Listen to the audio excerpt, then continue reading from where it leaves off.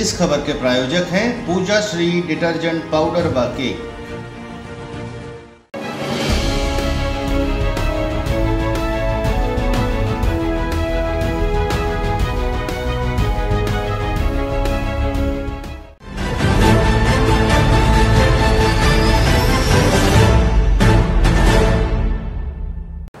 द्वंद्व कहाँ तक पाला जाए, युद्ध कहाँ तक टाला जाए, तू भी है राणा का वंशज, फेंक जहाँ तक भाला जाए। दोनों तरफ लिखा हो भारत, सिक्का वही उछाला जाए, और मंदिर में अगर दीप जले तो मस्जिद तक उजाला जाए। नमस्कार साथियों, चर्चित चेहरा कार्यक्रम के तहत आज सतना के बहुत ही जाने माने व्यक्ति और लगातार माउंट एवरेस्ट पर चढ़ने वाले व्यक्तियों में दूसरा स्थान रखने वाले व्यक्ति हमारे साथ जुड़े हैं। आशीष सिंह जी, जो कि अभी अभी माउंट एवरेस्ट क्लेम करके आए हैं, उसे चढ़कर आए हैं और उसे पार करते हुए आज हमारे साथ हम आप सभी के समक्ष उपस्थित हैं। बहुत बहुत स्वागत करती हूँ सर आपका। सबसे पहला सवाल जो मेरा आपसे है सर, क्योंकि मैं इतना समझ पा रही हूँ कि युवा बहुत इस बात से बहुत प्रोत्साहित होने वाले हैं। जी जी जी। तो सबसे पहला सवाल सर मेरा यह है कि अपने शुरुआती दिनों के विषय में बताएं कि आप कैसे व्यक्ति थे, क्या जीवन था आपका। शुरुआती दिनों में जैसे एक मिडिल क्लास फैमिली का होता है, तो हमारे भी एक मतलब स्पोर्ट्स में रुचि तो थी, लेकिन कभी भी हमारा आगे आना या कि किसी भी स्पोर्ट्स में पर्टिकुलर हम लोग वही नॉर्मल क्रिकेट में ही इंटरेस्ट लेते थे, और हमारे में ही ज़्यादा मतलब पढ़ाई इन सब चीज़ों पे ही फोकस रहता था। तो कभी भी इन सब चीज़ों में स्पोर्ट्स रहा नहीं। तो फिर ये माउंट एवरेस्ट पर चढ़ना, और फिर ऐसे मैं कहूँ कि एक ऐसा इंसान बनना, मुझे लगता है सतना में दूसरे व्यक्ति हैं आप, जी। तो ये अपने आप में एक ऐतिहासिक बात है सर। जी।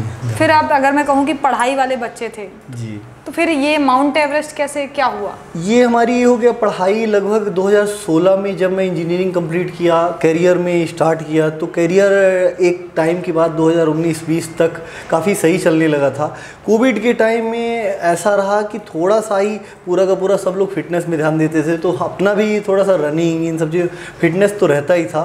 तो हमने पहली बार केदारकंठा एक पीक किया, और केदारकंठा करने के बाद फिर माउंटेन जो है, तो अगर माउंटेन में इंटरेस्ट है तो माउंटेन आपको खींचता है। तो सच में अगर कहा जाए तो माउंटेन वहाँ से हमें खींचा, और उसके बाद मैंने बेसिक माउंटेनिंग किया, एडवांस माउंटेनिंग किया, फिर हो गया छोटे छोटे पीक करते करते कब एवरेस्ट में पहुँच गया। शायद बहुत अच्छी जर्नी रही। मैं जितना समझ पा रही हूँ, आप बहुत स्पोर्ट्स पर्सन नहीं थे। जी बिल्कुल आप भी एक नहीं। पढ़ाई वाले बच्चे थे, बिल्कुल, जो हाँ। परसेंटेज या जॉब या कैरियर पे ज़्यादा फोकस था। जी।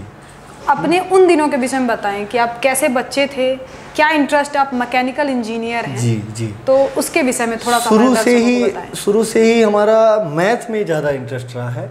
तो वैदिक मैथ भी मेरी काफ़ी नेशनल लेवल तक गई थी।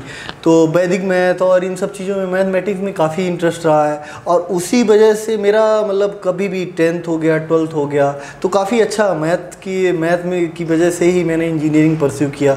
और इंजीनियरिंग में भी फिर मैंने जब मैकेनिकल इंजीनियरिंग लिया तो उसमें काफ़ी इनमें स्पोर्ट्स व्हीकल्स इन सब चीज़ों में रिसर्च प्रोजेक्ट में मेरा काफ़ी रहता था।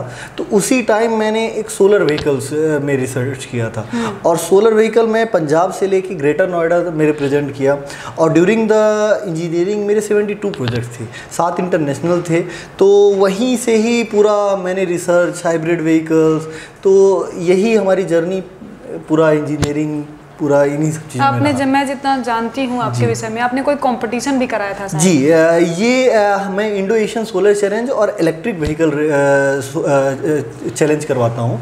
ये पास्ट 2013 से मैंने स्टार्ट किया था, और इसके नाम पे पेटेंट भी है। तो इंडिया में मतलब ऑल ओवर जितने भी इंजीनियरिंग कॉलेज के बच्चे हैं तो उसमें पार्टिसिपेट करते हैं। और यहाँ फिर पहली बार मैंने 2016-17 में विलेज में करवाया था, क्योंकि कॉलेज के बच्चों को तो पता चलता था, लेकिन विलेज के लोगों को नहीं पता चलता था कि सोलर से भी व्हीकल चलती हैं। तो यहाँ हमने सतना में पहला, और काफ़ी ज़्यादा सक्सेस रहा। लगभग 350 बच्चे ऑल ओवर इंडिया के NITs से आए थे। माउंट एवरेस्ट तक चढ़ने के सफ़र में परिवार कितना सपोर्ट किया, क्योंकि बिना परिवार के मुझे लगता है संभव नहीं होता। परिवार का पूरा रोल सिर्फ माउंट एवरेस्ट नहीं, मेरे पूरे करियर में ही रहा।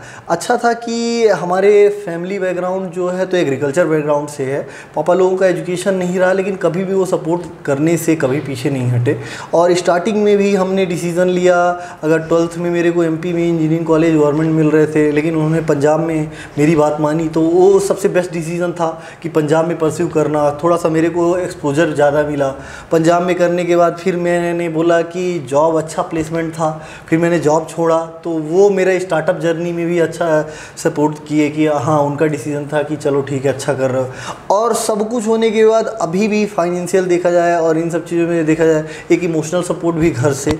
एवरेस्ट में अगर आपके पास इमोशनल सपोर्ट, फाइनेंशियल सपोर्ट, इन सब चीज़ें नहीं है तो एवरेस्ट की क्लाइंब नहीं किया जा सकता। सबसे पहले तो यही चीज़ें क्लाइंब करना ही एक अपने आप में वो है।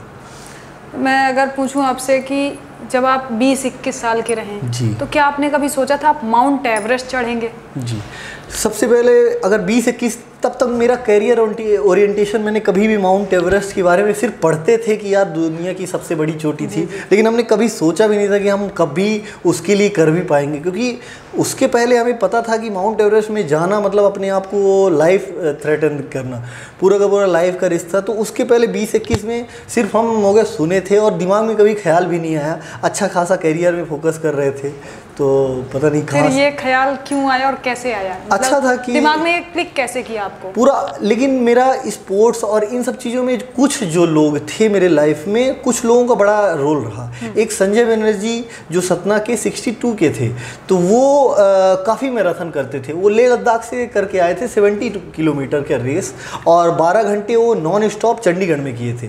तो ये प्रिज्म में ही वो GM थे, तो उनसे मेरा बहुत अच्छा एक फैमिली, वो भी मेरे एक फादर फिगर हैं, तो उनका लाइफ में मेरे बड़ा रोल रहा। मैं सोचता था कि मेरा बुढ़ापा ऐसा होना चाहिए, इतना फिट होना चाहिए। और एक दूसरे थे विक्रांत पाल सिंह जो है तो एडिशनल कमिश्नर हैं, कोलकाता में पोस्टेड है। तो उनका भी, वो भी इतना कुछ पोस्ट होने के बाद भी वो ज़्यादा माउंटेनिंग में, जब भी उनको छुट्टी मिलती तो माउंटेनिंग में जाते थे और स्पोर्ट्स में रहते थे। तो मुझे ऐसा लगता था कि यार सब कुछ होने के बाद भी ये लोग अच्छा स्पोर्ट्स में, तो हम क्यों नहीं। तो ये दोनों का भी मेरे लाइफ में बहुत ज़्यादा रोल रहा। तो अगर मैं कहूँ आपकी संगत ने बहुत बड़ा रोल प्ले किया? बिल्कुल, संगत ही मेरी काफ़ी हमेशा एक स्पोर्ट्स एक्टिव लोगों के साथ काफ़ी ज़्यादा रहा। और कैरियर ओरिएंटेड जो भी, मैं अपनी सोसाइटी जो है तो मतलब स्टार्टिंग से ही थोड़ा सेलेक्टिव टाइप का हूँ, तो जितने भी लोग हैं तो बड़े अच्छे, मतलब स्पोर्ट्स इन सब चीज़ों में, माउंटेनिंग में काफ़ी जुड़े हुए हैं। कम है पर बेहतरीन है। बेहतरीन है, बिल्कुल। तो अगर मैं ये समझूं कि चीज़ें धीरे धीरे हुई, जी, ग्रेजुअल वे पे होती गई और धीरे धीरे आपके दिमाग में ख्याल आया कि आपको माउंट एवरेस्ट चढ़ना है। जी जी जी।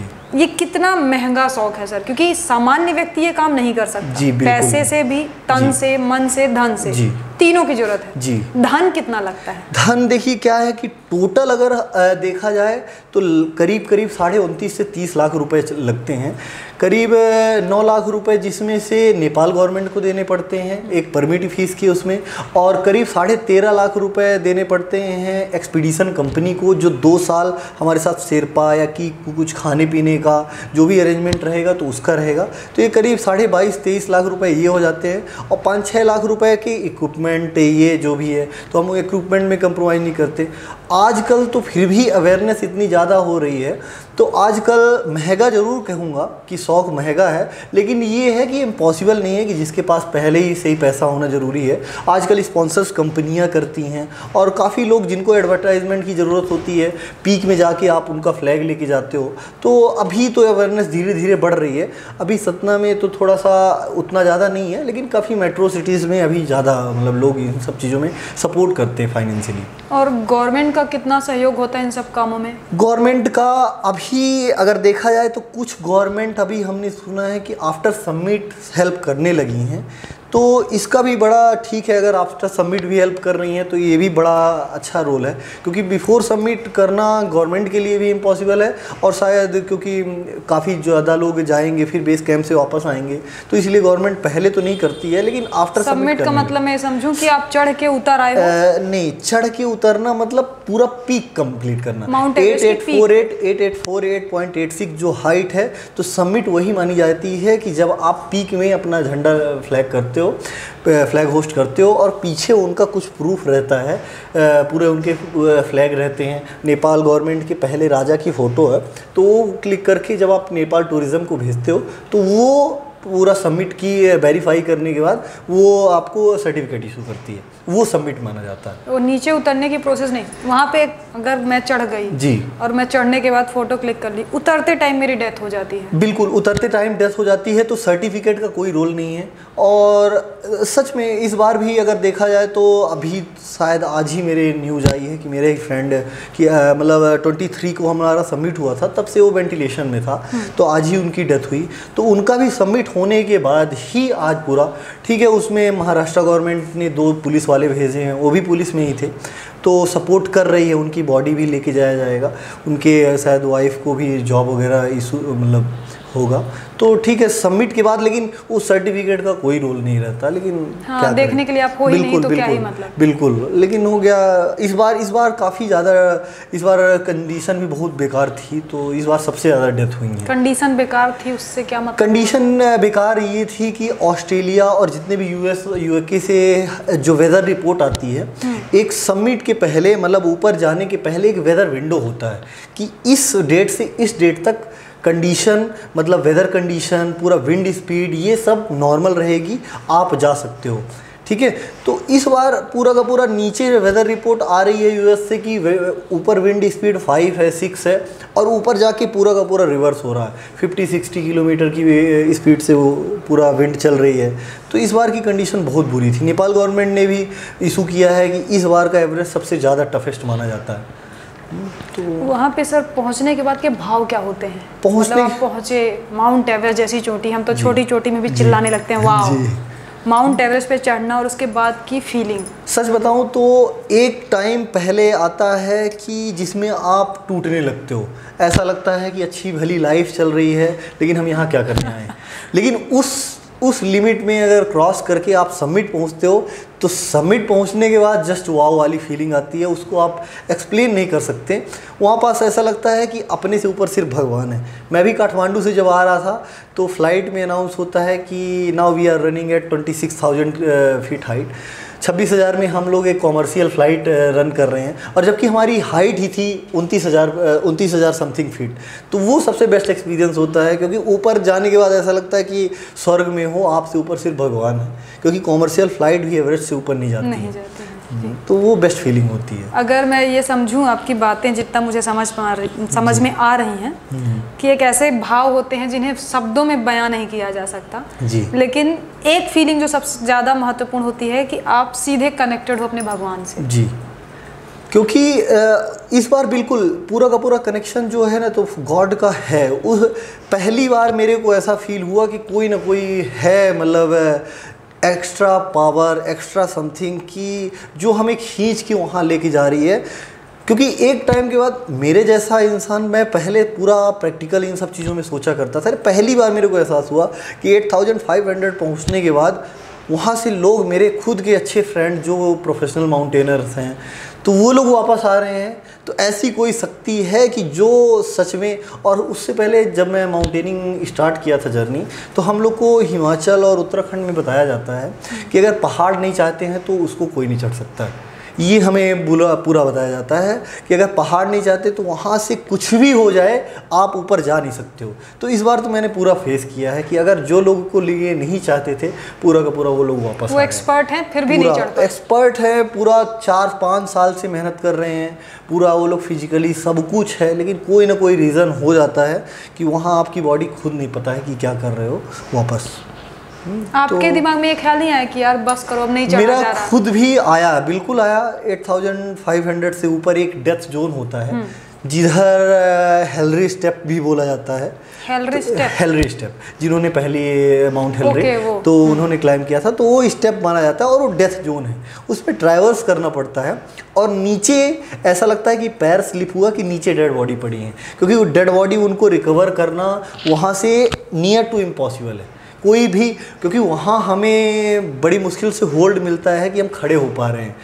तो ऐसा लगता है कि थोड़ा सा भी स्लिप हुआ कि उसकी डेड बॉडी के ऊपर आएंगे, तो वो बड़ा टफ सिचुएशन होता है। तो उस टाइम मेरे भी दिमाग में आया था कि अच्छी भली लाइफ चल रही है, क्या करने आए हैं। तो लेकिन कोई ना कोई शक्ति फिर हार बताया। नहीं माने। हाँ, वो ये था कि अगर आया हूँ तो सबमिट करूँगा, चाहे कुछ भी हो जाए। और ये डर कितना था कि मैं बचूंगा कि नहीं? हाँ, कैंप 2 के बाद जब मेरा एक फ्रेंड जैसन की डेथ हुई तो वो मेरे लिए बड़ा, क्योंकि वो मेरे से ज़्यादा एक्सपर्ट था और उसने शायद इतना ज़्यादा पीक किया था मेरे से, और टेक्निकल पीक किया था, मतलब काफ़ी ज़्यादा हार्ड था, यूएस आर्मी में भी काम कर चुका था। जब उसकी मेरे को डेथ हुई, जब समझ में आई कैंप 2 में, तो आदमी ने डेथ जोन मतलब डेथ नोट लिखना स्टार्ट कर दिया था, जितने भी लोग थे, कि इसके बाद अगर होगा तो देखा जाएगा। लेकिन हाँ, 2-3 लोग वहाँ से भी वापस आए, हमारे ग्रुप के ही थे। तो कई लोगों ने वहीं पे हार मानी। कई लोगों ने, क्योंकि सच में बड़ा बुरा लगता है कि जब एक अपने स्ट्रांग बंदा चला जाए और पता नहीं किसी रीज़न से चला जाए। रीज़न क्या था? रीज़न उसको हाई एल्टीट्यूड सिकनेस हो गई थी। एक एल्टीट्यूड के बाद पता नहीं आपकी बॉडी कैसे रिएक्ट करेगी, ऑक्सीजन लेवल इतना कम होता है। वो सबमिट करने के बाद उसने सेंसेस खो दिए और उसको फिर नीचे लेके आना नियर टू इम्पॉसिबल था, तो उसने सेंसेस खो दिए, वहीं पास उसकी डेथ हो गई। तो अगर मैं कहूँ विल पावर, दृढ़ निश्चय, दृढ़ इच्छा शक्ति, जी, ये भी बहुत महत्वपूर्ण रोल प्ले करती है। ये मैं कहूँगा कि कैंप 4 7,900 मीटर में है, नियर अबाउट लगभग 24,000 फीट में। तो मैं ये कहूँगा कि उसके बाद सिर्फ आपका मेंटल गेम है, क्योंकि आप फिजिकली फिट हो तभी वहाँ तक पहुँचे हो। उसके बाद अगर 500% मैं कहूँगा कि अगर मेंटल लेवल आपका नहीं है तो उसके ऊपर आप चढ़ ही नहीं सकते हो। क्योंकि जब मैंने 10 बजे से स्टार्ट किया रात में, तो सिर्फ बगल में डेड बॉडी, इधर डेड बॉडी, वो एक टफनेस होती है कि कुछ भी हो जाए, शायद इमोशंस भी मारने पड़ते हैं, खुद को ही मोटिवेट करना पड़ता है। तो अगर आपका नेक्स्ट लेवल नहीं है, आपका मेंटल लेवल, तो फिजिकल के भरोसे तो जा ही नहीं सकते हो। और फिजिकल होना मतलब, अगर मैं कहूँ कोई युवा जो आपको सुन रहा है आज, जी जी जी जी, वो जानना चाहता है कि उसे भी चढ़ना है, बिल्कुल, तो सबसे पहले उसे अपनी बॉडी पे किस पे ध्यान देना चाहिए? फिजिकल बॉडी पे। मुझे ऐसा लगता है कि फिजिकल चीज़ों में, जैसे रनिंग हो गया, इन सब चीज़ों में स्टेमिना हो गया, अगर आप में कम से कम 15 से 20 घंटे बिना कुछ खाए अगर चलने की हिम्मत अगर आप कर सकते हो, तब तो वेल एंड गुड। पूरा का पूरा वहाँ भी जितनी भी क्लाइंबिंग है 15 से 20 सेकंड। और लोग, सबसे ज़्यादा इम्पोर्टेंट बात है कि लोग रनिंग इन सब चीज़ों में ध्यान तो देते हैं, लेकिन अपने ब्रेथ पे कंट्रोल नहीं करते हैं। सबसे ज़्यादा वहाँ मुझे ऐसा लगता है कि ब्रेथ पे कम से कम 1-2 मिनट कम से कम रोकने की क्षमता होना चाहिए पूरा। अगर, क्योंकि हर टाइम O2 तो रहता है, लेकिन कोई ज़रूरी नहीं कि हर टाइम ही O2 रहेगा, कभी कभी ख़त्म हो जाता है। और O2 जो आपका सिरपा लिया रहता है ऑक्सीजन, तो वो आधा घंटा दूर है, तो अगर आप आधा घंटा भी सर्वाइव नहीं कर पा रहे हो तो कोई मतलब नहीं। शेरपा क्या है? शेरपा के शेरपा वही होते हैं कि जो नेपाल में एक शेरपा कम्युनिटी होती है, तो ये कुंजुम विलेज होते हैं, तो वहाँ इनका ये 4000 में ही पैदा होते हैं। तो ये हमारे सपोर्ट के लिए रहते हैं, हम लोग उनको हायर करते हैं।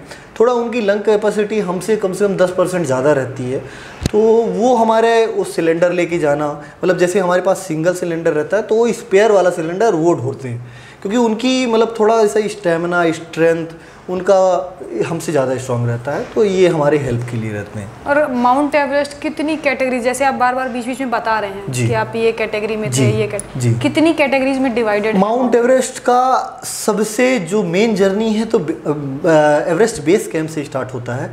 तो बेस कैंप के ऊपर, बेस कैंप में हम लोग कम से कम नहीं तो 1 महीने रहते हैं, तो बेस कैंप में रहे। और बेस कैंप के बाद फिर एक आता है कुंभू ग्लेशियर।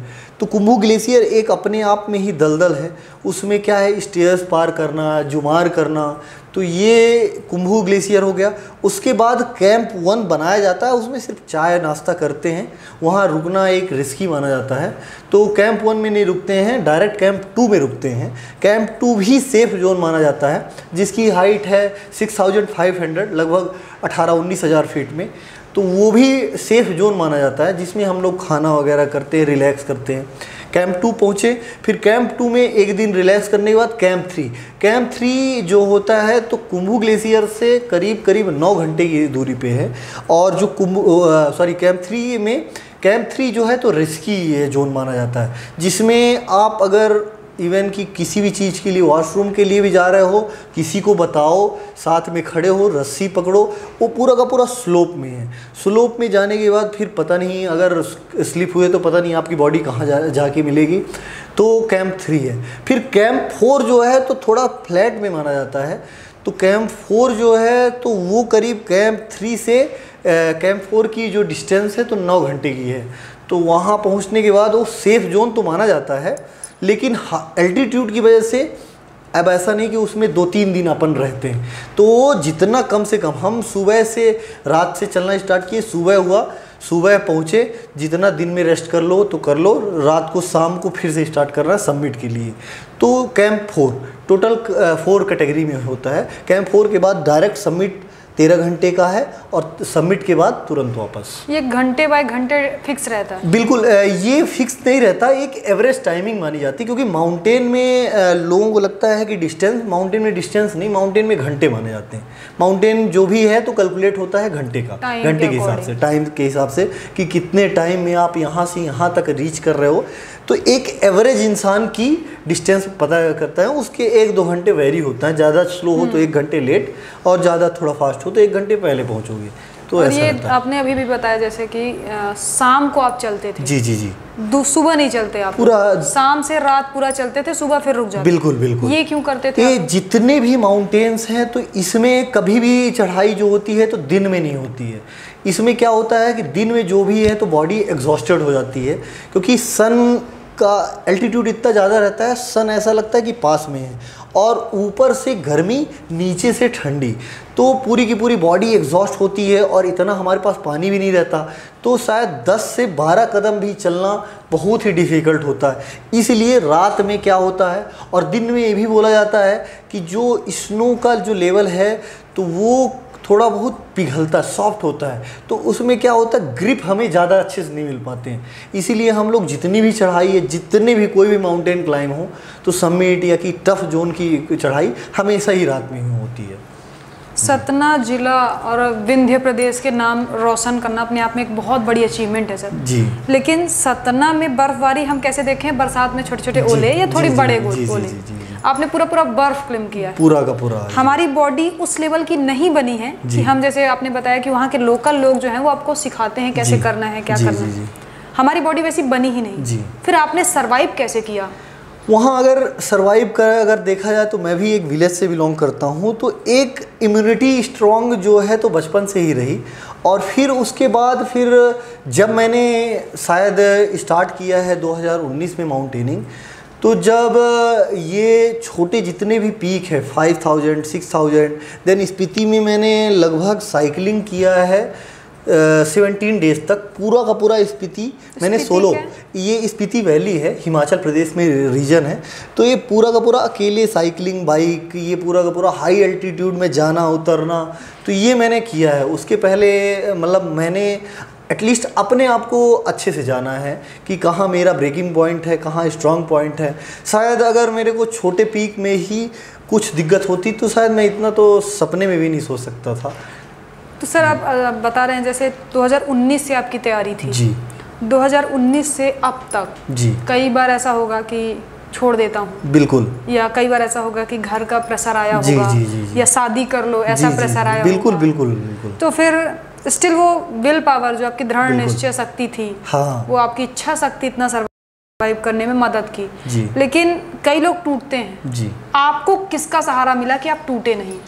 मैंने ये आपको जैसे बताया कि जो मेरा फ्रेंड सर्किल है वो सच में मतलब पहले से ही एक स्पोर्ट्स माउंटेनिंग से जुड़ा हुआ, तो कभी भी हम लोग अगर 2019 से जब से मैंने माउंटेनिंग स्टार्ट किया था तो मैंने कभी तब भी नहीं सोचा था कि माउंट एवरेस्ट क्लाइंब करूँगा, क्योंकि एक माउंटेन में चढ़ना और माउंट एवरेस्ट क्लाइंब करना एक अपने आप में ही पूरा धरती आसमान का डिफरेंस है। तो कभी मेरा ये तो नहीं था कि माउंट एवरेस्ट क्लाइंब करूँगा, लेकिन हर माउंटेनर का सपना तो होता है कि माउंट एवरेस्ट क्लाइंब करूँगा। जैसे क्रिकेट में सचिन जी से मिलना एक सपना होता है, तो सबका हम लोग जितने भी थे हमारे साथ, कमिश्नर साहब हो गए, संजय सर हो गए, लेकिन वो किसी न किसी रीज़न से थोड़ा सा अभी नहीं, चाहे पर्सनल प्रॉब्लम हो चाहे किसी भी रीज़न से, तो अभी नहीं कर पाए थे। तो हम लोग सब लोग एक सपना था कि माउंट एवरेस्ट फिर हो गया, सब लोगों का आशीर्वाद था कि हो गया। कितने लोग आप लोग चढ़ना स्टार्ट किए, मतलब स्टार्टिंग स्टेज होगा जी, वहाँ से आपने स्टार्ट किया, और सफल कितने हुए वहाँ पे, आपके साथ कितने लोग थे? अगर देखा जाए तो हमारे वैसे पूरे ग्रुप में देखा जाए तो 8 इंडियंस थे, 4 इंटरनेशनल थे और 12 मेंबर्स फ्रॉम चाइना से थे। तो 12 मेंबर एक साथ चाइना हाँ, के? 12 मेंबर टोटल का टोटल चाइना से थे। वहाँ का भी चाइना का भी रेशियो अगर देखा जाए तो 60 to 70 चाइना का सबसे अच्छा था। और इंटरनेशनल जो देखा जाए तो उसमें हमारे एक फ्रेंड की जैसन की डेथ हो गई। 3 का सबमिट हुआ, लेकिन उनको भी फ्रॉस्ट वाइट काफ़ी ज़्यादा आई, पैरों में उनके फ्रॉस्ट वाइट आया, तो उनको हुआ। हमारे इंडियन में 3 लोगों का पूरा पहले ही बैक हो गए। एक हमारे स्वप्निल भाई थे, तो महाराष्ट्र पुलिस की उनकी वो सबमिट हो गया तो उनकी डेथ हो गई। आज ही उनका पूरा न्यूज आया, उनका ब्रेन डेड हो गया। तो अगर देखा जाए तो ओवरऑल इस बार अगर पूरा 468 सबमिट का आया था, जिसमें 120 पहले ही चले गए थे, और 120 जाने के बाद अगर देखा जाए तो 60-70 टोटल ऑल ओवर वर्ल्ड से सबमिट हुआ है इस बार। ये अपने आप में एक आपकी बहुत बड़ी उपलब्धि हुई फिर एक तरह से देखा इस बार के लिए मैं बोलूँगा कि शायद उपलब्धि तो चलिए ठीक है सबमिट, लेकिन जिंदा आना वापस बहुत टफ था इस बार। क्योंकि इस बार हमने अपने खास लोगों का देखा, जबकि पहले भी सबमिट होते थे, न्यूज़ मैं लेता रहता था, लेकिन कभी भी मैंने खास लोगों का देखा नहीं, या तो जा रहे हैं तो या तो सक्सेस होंगे या तो फेल हो रहे हैं। लेकिन इस बार जिंदा वापस आना बहुत अपने आप में ही एक वो है। तो क्या सर, जब हम चढ़ रहे हैं ऊपर, हमें पता नहीं चलता होगा कि अब हमारी बॉडी जवाब दे गई, अब हम ना चढ़ें, हम मर जाएंगे अगर हम ओवर बॉडी से काम करवाए तो? जी, पता चलता होगा शायद। क्या है कि ऊपर जाने के बाद एक टाइम तो लगता है, लेकिन अपनी लिमिट सब लोग पुश करते हैं, क्योंकि शायद लोगों को 10 से 12 सालों की मेहनत होती है। हमारे साथ भी जो लोग थे, ये अगर जिनकी आज स्वप्निल भाई की बात किया जाए तो ये खुद भी इनका 9 साल से इनका सपना चल रहा था, और ये इतना सुबह बताते थे कि रात को 2:30 बजे से उठ के हम प्रैक्टिस स्टार्ट करते हैं। वो पुलिस में भी थे तो उनके रूटीन में भी था, लेकिन इन्होंने भी काफ़ी दिनों तक, तो शायद लिमिट भी इन्होंने ज़्यादा पुश किया, वहाँ से नहीं करना चाहिए था, नहीं समझ में आया शायद।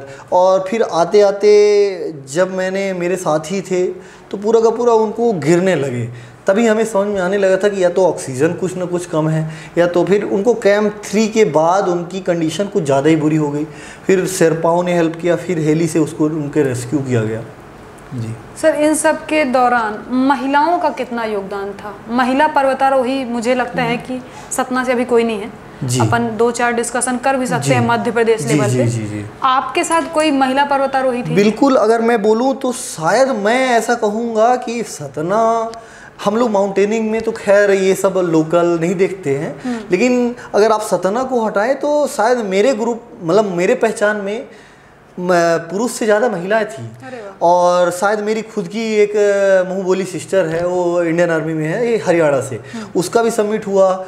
और भी 2-3 है, छत्तीसगढ़ से एक इस बार यासी जैन है, ये उनका दूसरा अटेम्प्ट था, तो उन्होंने भी इस बार सक्सेस किया। और हमारे साथ एक अस्मिता जी थी, तो उनको बछेंद्री पाल जी, जो हमारे यहाँ इंडिया की पहली माउंटेनर है, तो उन्होंने से पाल के बड़ा किया है। उनके फादर शेरपा हुआ करते थे, बछेंद्री पाल जी को उन्होंने चढ़ाया था, तो उनकी डेथ हो चुकी थी 82 में, वही माउंटेन में, तो उनको पाला पोसा बछेंद्री पाल जी ने है, तो वो भी इस बार अच्छा क्लाइम किया। तो इस बार महिलाओं का नो डाउट, महिलाओं का, लेकिन मैं ये मानूंगा कि पुरुष से ज़्यादा मेहनत जो है या कि हार्ड वर्क महिलाओं को पड़ती है, क्योंकि कुछ भी 2 महीने वहाँ रहना, महिलाओं की प्रॉब्लम, ये सब चीज़ों को दूर करके भी वो अगर क्लाइम करती हैं, हमने तो उनको देखा है, 7 से ऑब्ज़र्व किया है, तो वो ज़्यादा मेहनत करती हैं। और वो शायद वो इंडिया में अगर देखा जाए तो मतलब महिलाओं का ज़्यादा है, माउंटेनिंग फील्ड में गर्ल्स ज़्यादा है। ये अपने आप में मेरे लिए बड़ा जी बिल्कुल आश्चर्य की बात है। ये है। पसीना पूछ लीजिए, आपको बहुत पसीना आ रहा है। हाँ, वो क्या है ना कि -40 से 40 का आना डिफरेंस पूरा 80 का डिफरेंस हो गया ना। हाँ जी। अब अगला सवाल सर मैं ये करना चाहूँगी, जैसे आपने बताया कि महिलाएं ज़्यादा हैं पुरुषों की अपेक्षा, जी। ट्रेनिंग अगर किसी को करना हो तो कहाँ जा सकता है, और अपने पास कितनी कैपिटल हो कि मतलब 30-40 लाख तो ये ठीक है, क्या 10-15 लाख रुपए एक्स्ट्रा होना चाहिए, या ट्रेनिंग टाइम पे कुछ एक्स्ट्रा अमाउंट, कुछ ऐसा मुझे लगता नहीं कि पर्टिकुलर माउंटेनिंग के लिए कोई पर्टिकुलर ट्रेनिंग की ज़रूरत है। बस इसमें सबसे ज़्यादा माउंटेनिंग की एक चीज़ मुझे बहुत अच्छी लगती है कि माउंटेनिंग में हमेशा पेशेंस की वैल्यू होती है। उसमें कोई ज़रूरी नहीं कि रेस नहीं लगती है कि आप तुरंत ज़्यादा तेज से दौड़ रहे हो। माउंटेन में आराम, माउंटेन में हमेशा कछुआ जीतता है, तो ये सबसे अच्छी चीज़ होती है। तो अगर किसी को ट्रेनिंग वगैरह करते हैं तो स्टार्टिंग में ही रनिंग या कि पूरा का पूरा अपने योगा और छोटे मोटे जितने भी माउंटेन्स हैं, ये हिमाचल रेंज में 3000 मीटर से स्टार्ट करना चाहिए, 3000, 4000, 5000। देन उसके पहले अपने इंडिया में भी 7700 तक है माउंटेन।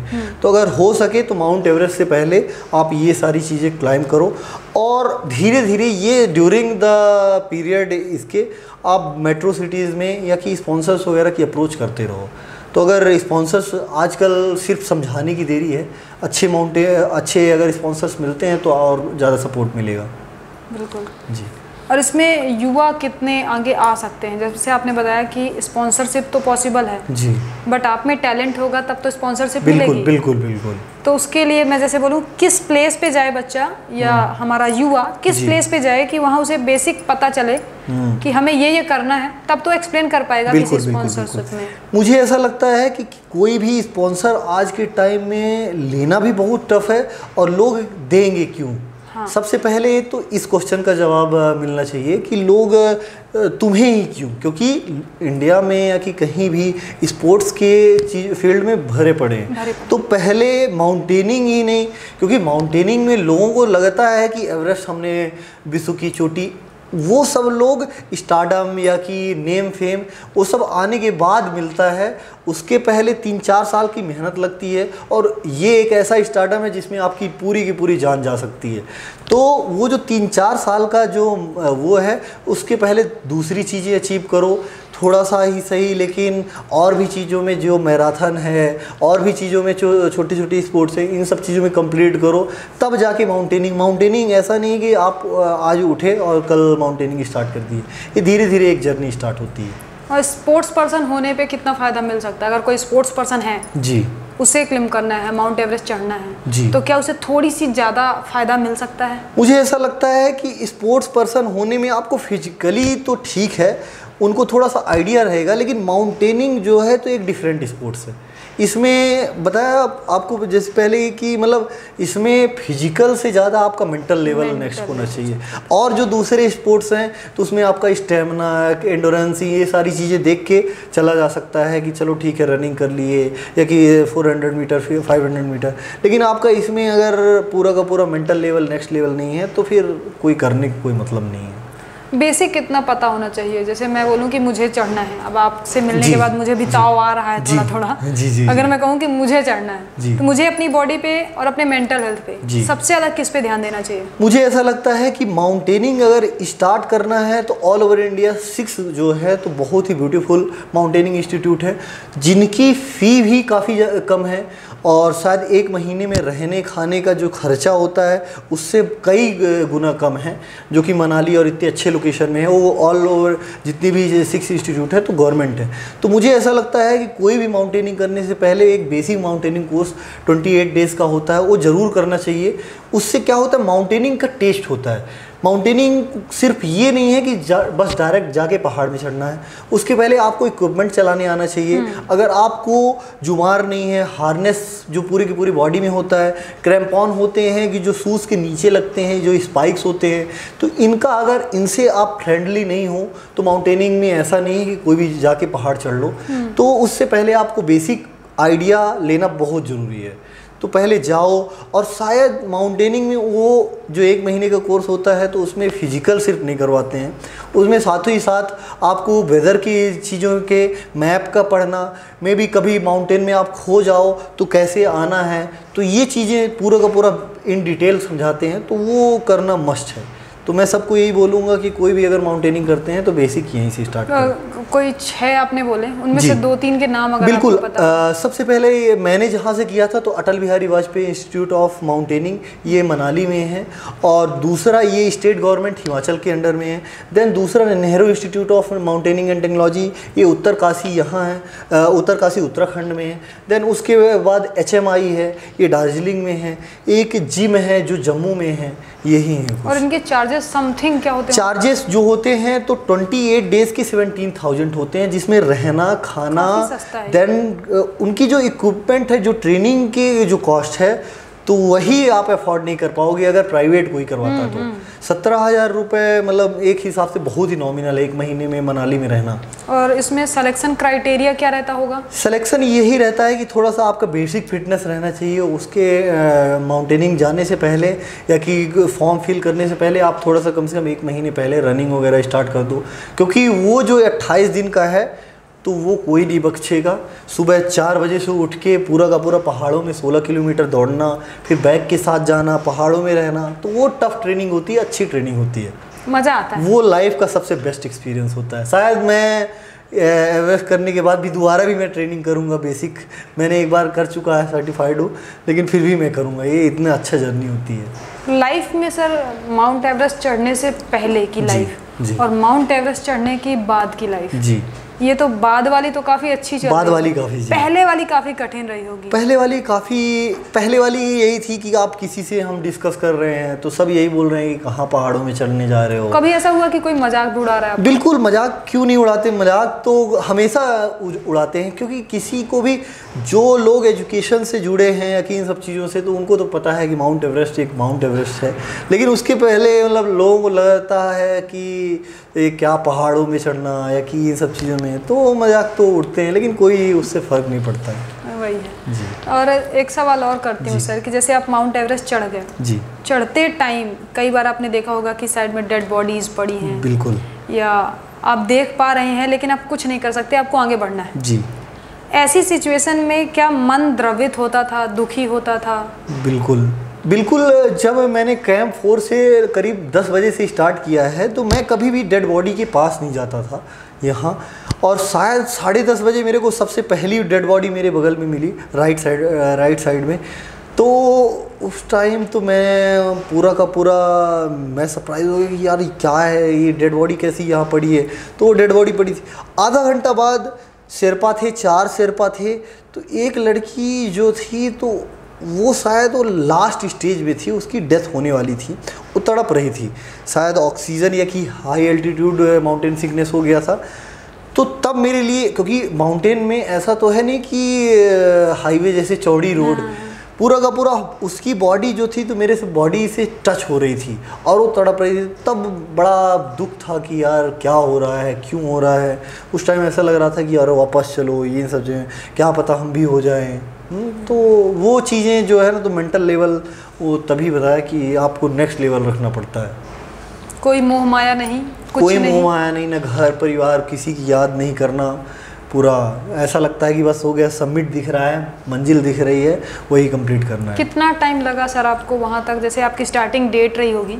जी, अगर मैं देखूं तो ऐसे तो मैं 2 महीने पूरा का पूरा ये मेरा जर्नी था, लेकिन अगर फाइनल सब प्रैक्टिस वगैरह हटाने के बाद बोला जाए तो 18 तारीख को मैंने रात को 18 मई को रात को 12 बजे हमने बेस कैंप से स्टार्ट किया।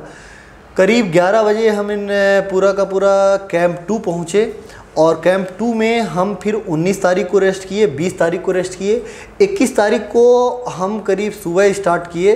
तो 21 तारीख को पास ही था और मौसम ठंडा था, तो उस दिन हमने रात में नहीं स्टार्ट किया, तो उस दिन थोड़ा सा ही चलना था। तो करीब 7 घंटे में कैंप 3 पहुँचे। कैंप 3 के बाद फिर लगभग हम 22 तारीख को पहुँचे कैंप 4, और कैंप 4 में ही सुबह जब हम लोग पहुँचे तो पूरा का पूरा दिन हमने रेस्ट किया, और शाम को पहले हमारा प्लान था कि शाम को 7 बजे स्टार्ट करेंगे सबमिट के लिए, लेकिन वेदर की कंडीशन ऐसी थी कि बाहर हम लोग खड़े हो रहे थे, गिर जा रहे थे, इतनी ज़्यादा विंडी स्पीड थी। तो हम फिर से अंदर चले गए, टेंट कैसे भी करके हम लोग रखे थे। तो फिर हम लोग रात को कैसे भी करके 10:32 में हमने स्टार्ट किया वहाँ से कैंप 4 से, और डायरेक्ट सेम वहाँ से 12 से 13 घंटे लगते हैं। तो 10:48 में हम सबमिट में थे। समिट में 20 मिनट रहना पड़ता है वहाँ प्रूफ के लिए फ़ोटो वगैरह। उसी टाइम हमने अपना कैमरा निकाला, फ़ोटो वगैरह क्लिक किया और जितना जल्दी हो सके फिर हमने स्टार्ट किया वहाँ से। और फिर शाम को आते आते थोड़ा सा लेट हो गई थी। हमारे साथ यही जो स्वप्निल जी हैं तो ये इन्हीं की तबीयत ख़राब थी तो इनको भी लेके आने में, तो फिर वहाँ से फिर यही बोले कि 18 से 23 तारीख मतलब लगभग 5 दिन लगे। और इसमें कितनी कठिनाइयाँ आई हैं? मतलब मैं कहूँ कि सामान भी लेना पड़ता है अपन को, खाने पीने की चीज़ें, पानी भी लेते होंगे। बिल्कुल बिल्कुल। तो कैसे मैनेज होता है ये सब? देखिए क्या है, कैंप 2 तक तो खाना वगैरह सब सही मिलता है। कैंप 2 के ऊपर हम लोग सिर्फ ड्राई फ्रूट या कि चॉकलेट इन्हीं सब चीज़ों में, या कि जेल, एनर्जी जेल, यही हम लोग लेके रखते हैं, लेकिन खाने की हिम्मत फिर भी नहीं होती। और बैग में हमारे रहता है, सिलेंडर रहता है और पानी बॉटल रहते हैं 2-3 और थोड़ा सा खाने का रहता है। और टेंट जो है तो साथ में शेरपा रहते हैं तो टेंट वो लेके रखते हैं, तो टेंट वो लोग लगाते हैं, फिर हम लोग वहीं रुकते हैं सब लोग साथ में। तो कठिन तो है, मतलब अगर पूरा का पूरा उस एल्टीट्यूड में तो शायद 5 kg जो वेट है तो उसमें जी फोर्सेस लगते हैं तो वो करीब 8 to 9 kg हो जाता है। समथिंग तो कितना वेट लेके चलते हैं आप लोग? हमारे पास था करीब, अगर आप समिट की बात करें, समिट से पहले तो ज़्यादा हुआ करता था, समिट में करीब 8 to 9 kg था। आप लेके कितना चलते हैं? यही टोटल 8 to 9 kg हम लेके समिट गए थे, क्योंकि 6 kg का हमारा सिलेंडर ही रहता है। उसके बाद 2-3 kg इसमें पानी बॉटल रहता है और फिर थोड़ा बहुत खाने का और भी जो इक्विपमेंट रहे तो वो भी हम लोग लेके चलते। और अगर किसी को फ्रेश होना हो या वॉशरूम जाना है? जी, शायद कैंप 2 तक तो सब कुछ ओके था। कैंप 3 के बाद वैसे क्या है कि वॉशरूम किसी को इमरजेंसी हुई तो ठीक है, लेकिन शायद वहाँ भूख भी नहीं लगती है, तो हमें ऐसा कंडीशन कभी ऐसा आया नहीं कि किसी का पेट भी ख़राब हो रहा, क्योंकि पूरी बॉडी ख़राब होती है, पेट सिर्फ नहीं ख़राब होता है। तो वहाँ कैंप 3 के ऊपर तो शायद वॉशरूम वगैरह के लिए कोई जगह नहीं, पूरा ओपन, लेकिन बहुत कम ही ऐसा होता है। मतलब वॉशरूम वगैरह जाने की जरूरत ही नहीं पड़ती क्योंकि बॉडी में कुछ गया ही नहीं? कुछ भी नहीं गया, शायद 3 दिन तक कुछ गया ही नहीं, तो किसी को भी ऐसा नहीं लगता है। बस वाटर इनटेक होता है, बस इन्हीं सब चीज़ों में टॉयलेट वगैरह आती है, बस। आप कोई एक आखिरी मैसेज देना चाहें हमारे युवाओं या हमारे दर्शकों को? जी जरूर। बस वही है कि मतलब माउंटेनिंग या कि कोई भी चीज़ें हैं आज के टाइम में, या कि क्लाइमेट जो भी चेंज हो रहा है, तो लंग्स और इन सब चीज़ों को बचाना बहुत ज़रूरी है। तो आज जो भी इन नशा चीज़ें हो गई, इन मतलब जो भी है, स्टेमिना अच्छा स्ट्रॉन्ग रखो। और माउंटेन जो है तो छोटे भी हो, पहाड़ों की रिस्पेक्ट करो और नेचर की रिस्पेक्ट करो, जिससे इतने ज़्यादा क्लाइमेट चेंज हो रहे हैं। इस बार भी एवरेस्ट में जो भी जितना भी क्लाइमेट चेंज हुए तो सिर्फ यही ग्लोबल वार्मिंग इन सब चीज़ों की वजह से हो रहे हैं। तो जो भी ये एक्टिविटीज़ हैं, तो जितना भी सेव इन्वायरमेंट और प्लांटेशन वगैरह कर सकते हैं तो करें, क्योंकि इस बार मैंने टॉप में जाके देखा जितना भी ये चेंजेस आया, जबकि ऊपर जो चेंजेस अगर आ रहा है तो नीचे तो कुछ दिनों में तो शायद पूरा का पूरा ज़्यादा ही बुरा हाल होने वाला है। तो यही नेचर को बचाना है बस। जी ठीक है सर, बहुत बहुत धन्यवाद कि आप हमारे साथ जुड़े। जी ऐसे ही हमारे साथ जुड़े रहिए और देखते रहिए कुछ बेहतरीन सितारों को, और मेरी पूरी कोशिश होगी कि अगली कड़ी में मैं कुछ और बेहतरीन शख्सियत को लेके आऊँ। धन्यवाद।